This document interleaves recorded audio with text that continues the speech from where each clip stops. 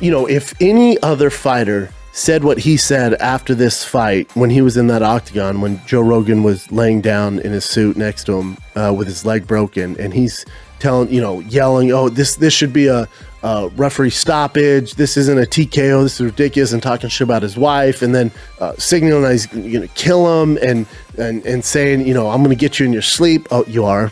Oh, you're going to kill Dustin Poirier? For what? What are we talking about here? You're going to kill him? For what, dude? For beating you in a sanctioned fight? Doesn't make sense. It doesn't make sense. If this is any other athlete in any other sport, we are freaking out. The guy probably gets canceled, but we're cool with it because of Conor McGregor. And I think this is the first point where I went, oh, I'm not cool with this. I don't like this. And I think, the narrative is every show you're going to tune into, whoever you watch in this space, the story is all about Conor McGregor. And really, and rightfully so, right? He's the biggest star in the sport of all time. But the story really should be about Dustin Poirier and how this trilogy it's over. It's over. Dustin's 2-1. He's beat him as of late. He's a completely changed fighter.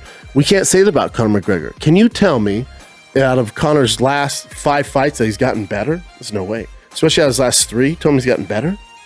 Better at what? He's a great marketer, and we've all bought into it, but he hasn't gotten better. I think the game's evolved. I don't think he's doing the right things to keep up with the game.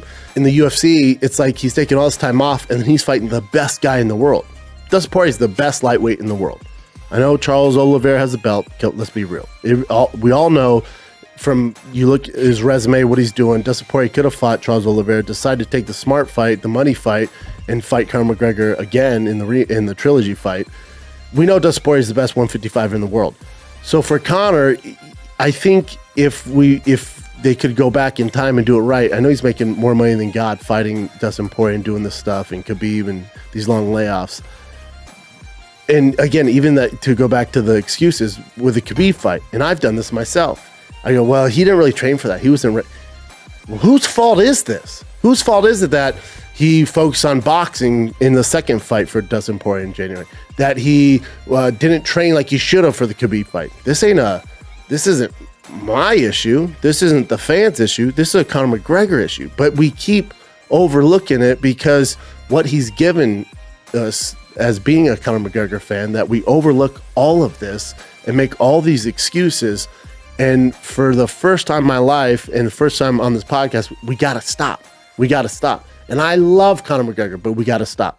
We have got to stop making these excuses.